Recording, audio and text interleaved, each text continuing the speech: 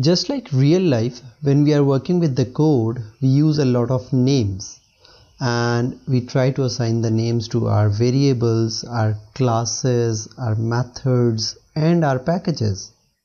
And not only inside the code, but other than the code, when we are creating our source code files, when we are creating our jar packages, we also use a lot of names.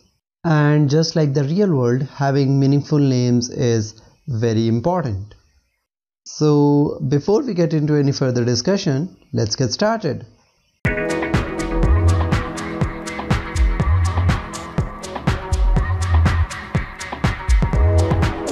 Well, for creating good names, we should be following some simple rules.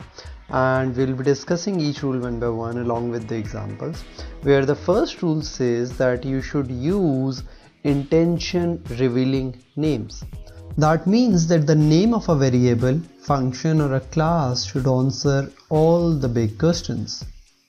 And those big questions include why the variable exists, what is the purpose of this variable, and how that variable is going to be used. So we mean to say, for example, let's see, we have created a variable called d, and by having the intention revealing name, we mean that we should not be adding an extra comment just to mention or elaborate what is the purpose of this variable. Well, rather, the name d at this point reveals nothing, and it does not evoke a sense of elapsed time or elapsed number of days or elapsed number of months. So a better form of the same variable could be in the form of like elapsed time in days. It could be like days since creation, days since modification, or probably file age in days. Now these names here are completely revealing the intention of the variable, and they exactly tell that what is the purpose of that variable and how that variable is going to be used later on. To further understand the purpose of that guideline, let's have a look at this point of code. Here you can clearly see that we are not using any sort of polymorphism, any fancy classes or objects that are being created here. Rather, it's a very simple function in which I'm using an array list and iterating on that list, and after a condition I'm adding some values to the list. So if we look at this function closely, we are unable to understand the purpose of the list, this magic number 4, and why we are using this index as 0. And similarly, if we are returning list 1, what is the purpose of list 1? And the problem has occurred just because the names are not used appropriately. So similarly, you can see that the name of the method is not very obvious, which tells nothing about the purpose of the function itself. We can also very clearly see that the spacing and indentation of this code are very reasonable. There is no complex polymorphic or fancy classes that are being used in this code. So why is this hard to tell that what this code is doing? And the answer to this question is that the code does not use the variables which reveal the intention. So we can say that the problem is not the simplicity of the code, but the actual problem is the implicity of the code, where we are having some implicit meanings in the variables that are being used, like the list, list 1, and the magic numbers that are being used in this comparison. So that means that implicity can be considered as the degree to which the context is not explicit in the code itself. So to make the context explicit in the code, we will change the names of different variables in this code, and to do that, let's have a look at another version of the same function. So it can very clearly be observed here that this function is improved by simply changing few names. Like we have changed the name of the variable from the list to game board. Now that tells us that this list was actually representing a game board, or that could probably be a function which is part of a game which is called the Minesweeper game. So that's why we have replaced the name of the function from get them to get flagged cells. Now this change in the name is adding more meaning to the code, and this code is more easy and simple to understand. Similarly, we have replaced few magic numbers with appropriate constant names, and the list that we were using or returning from this function has been named as the flagged cells. Now that tells that list 1 was actually the list of the cells which have been flagged. Now, दूसरी guideline is to avoid disinformation, and by avoiding disinformation we mean that we should not leave false clues in the code जो कि आपके code के, आपके function के या उसकी working के मतलब को यूज़र से या दूसरे पढ़ने वाले से छुपा सके. So for example, we should avoid the words whose rooted meanings vary from our intended meaning. मिसाल के तौर पे अगर मैं हाइपोटेन्यूज फाइंड करना चाह रहा हूँ और उसके लिए मैं वेरिएबल नेम HP इस्तेमाल करता हूँ, तो कहा यह जाता है that for example HP, SCO और कुछ इस तरह के short forms are actually used in Unix platforms और the variants of the Unix. So ये एक मिस इन्फॉर्मेशन या डिस इन्फॉर्मेशन होगी, एक फॉल्स क्लू होगा आपके कोड के पढ़ने वाले के लिए, और वो बहुत आसानी से इसका गलत मतलब समझ सकता है. बिल्कुल इसी तरह से अगर हम एक ग्रुप ऑफ अकाउंट्स को ज़ाहिर करना चाह रहे हैं तो उसके लिए अकाउंट्स लिस्ट को इस्तेमाल करना एक डिस इन्फॉर्मेशन होगी, और उसकी वजह यह है कि लिस्ट ख़ास तौर पर एक ऐसी टर्म है जो कि प्रोग्रामर्स अपने किसी डेटा स्ट्रक्चर को ज़ाहिर करने के लिए इस्तेमाल करते हैं, और ये लिस्ट का वर्ड आपके कोड के पढ़ने वाले के लिए एक डिस इन्फॉर्मेशन के तौर पे एक्ट कर सकता है. इससे बेहतर तरीका ये हो सकता है कि अगर हम बहुत से ग्रुप ऑफ अकाउंट्स को ज़ाहिर करना चाह रहे हैं और उनको अपने वेरिएबल के अंदर स्टोर करना चाह रहे हैं, तो I can use the word as account group और बंच ऑफ अकाउंट्स और प्रोबेबली सिंपल अकाउंट्स का जो वेरिएबल है इसको इस्तेमाल किया जा सकता है. एक और बहुत अच्छी एग्जांपल डिसइंफॉर्मेशन की ऐसे वेरिएबल्स हैं या ऐसे वेरिएबल्स के नाम हैं जिनमें बहुत थोड़ा सा फ़र्क हम रखकर मुख्तलिफ वेरिएबल्स जो हैं वो क्रिएट कर देते हैं. मिसाल के तौर पे अगर ये दो वेरिएबल्स अपने सामने आप देखें तो यहाँ पर मैं देख सकता हूँ कि XYZ controller for efficient handling of strings, and similarly I have another variable जहाँ पे मैं XYZ controller for efficient storage of strings का इस्तेमाल कर रहा हूँ. ना यहाँ पे ये जो हैंडलिंग और स्टोरेज की टर्म्स हैं ये बहुत ज़्यादा मिलती जुलती हैं और ये डिस इन्फॉर्मेशन के तौर पे काम कर सकती हैं, बिकॉज मैं बहुत आसानी से इन दोनों में कंफ्यूज हो सकता हूँ, और जहाँ पे मुझे हैंडलिंग की टर्म यूज़ करनी है वहाँ स्टोरेज वाला वेरिएबल, और जहाँ पर मुझे स्टोरेज का वेरिएबल इस्तेमाल करना है वहाँ पे मैं हैंडलिंग वाला वेरिएबल इस्तेमाल कर सकता हूँ. So to avoid from the dis information we should be avoiding this type of scenarios.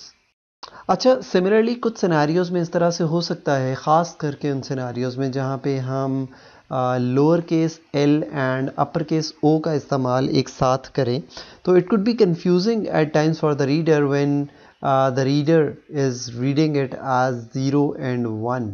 और ऐसा बहुत ज़्यादा होता है कि हम लोग कैपिटल O को 0 के साथ कंफ्यूज करते हैं.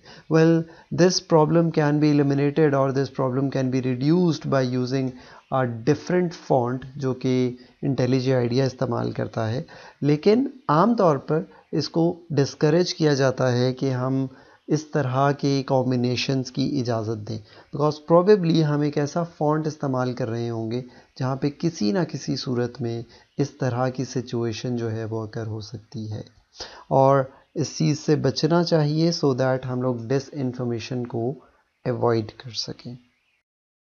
अच्छा, one other very interesting guideline which tells us to make meaningful distinctions between multiple names of the variables. हम लोग अक्सर क्या करते हैं कि हम मल्टीपल वेरिएबल्स को एक ही स्कोप के अंदर इस्तेमाल करने के लिए उनमें बहुत स्लाइट चेंज लेके आते हैं, and when we simply slightly change the variables we create two different variables which are very similar with each other, and that can be done in two ways. One is by using the number series and the second way is using the noise words. Well, we being programmers, we create those problems for ourselves by simply satisfying the compiler by adding the numbers like 1, 2, 3, 4 with the names of our variables so that we create different variables. The example of this can be seen here as So for example, I have this function which is named as copy characters, और इस function के अंदर I'm trying to copy one array into another. So by simply writing 1 and 2 with the character A, I'm trying to name two arrays differently. इस practice को बेहतर तरीके से करने के लिए अच्छा अप्रोच ये थी कि मैं यहाँ पर A1 और A2 को इस्तेमाल करने की बजाय सोर्स और डेस्टिनेशन के वर्ड्स को इस्तेमाल करूँ. सो मेरे जो वेरिएबल्स के प्रॉपर नेम्स हैं वो A1 और A2 की बजाय सोर्स और डेस्टिनेशन जब होंगे तो उससे मुझे ये पता चल सकेगा कि कौन सी अरे किस अरे के अंदर कॉपी हो रही है. So by simply adding the number series with our names is not sufficient to understand the purpose of the variable. And similarly in some scenarios हम लोग क्या करते हैं, we add the noise words just to replicate or create two different variables or two different classes or functions in the same scope. ये जो noise words हैं they are also very problematic in some scenarios and they are usually redundant. ये repeat होते हैं multiple variables के साथ, multiple class के names के साथ.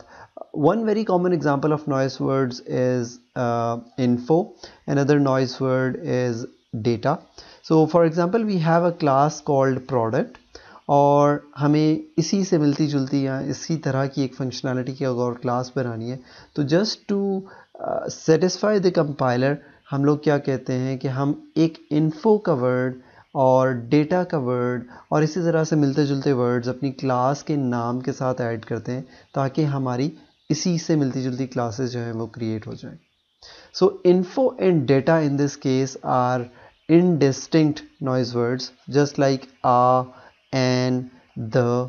इन वर्ड्स को अवॉइड करना चाहिए. मिसाल के तौर पे हमारे पास एक वेरिएबल है जॉर्क के नाम से और अब हम इसी स्कोप के अंदर एक और वेरिएबल क्रिएट करना चाहते हैं और हम बजाय इसके कि उसका कोई मुख्तलिफ नाम रखें हम एक नॉइज़ वर्ड ऐड करते हैं और एक नया वेरिएबल का नाम इसी तरह से क्रिएट कर लेते हैं, which is completely discouraged and not recommended because this is completely a meaningless distinction, whereas we should always target for the meaningful distinctions.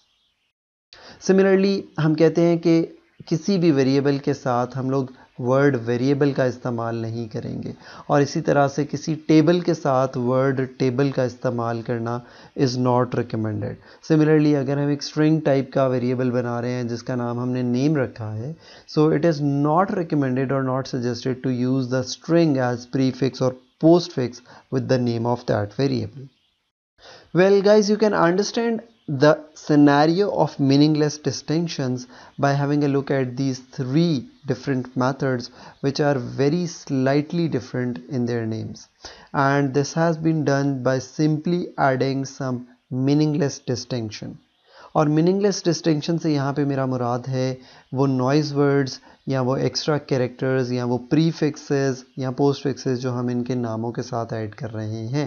So gate active account is the original method और हम इससे slightly कुछ different functionality या variation provide करने के लिए इसी नाम के साथ एक नॉइज़ वर्ड को ऐड करते हैं या नॉइज़ कैरेक्टर को ऐड करते हैं which is gate active accounts. And now another example of the noise word is get active account info.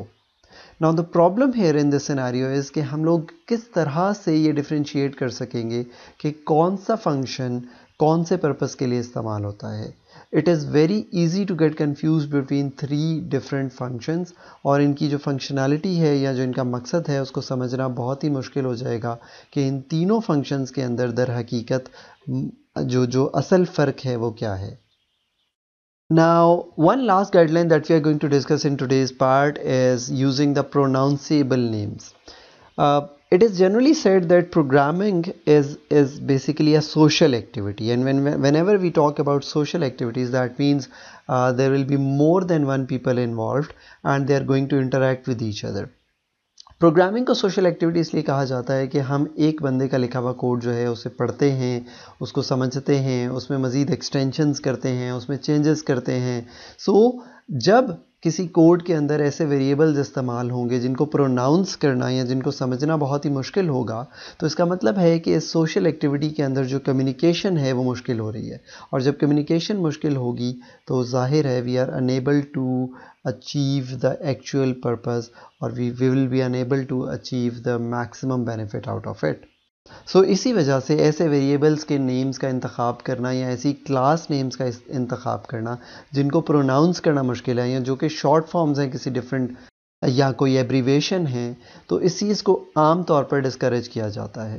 A very good example for this is the variable which is in front of you, और इसकी जो बेहतर form है वो कुछ इस तरह से हो सकती है।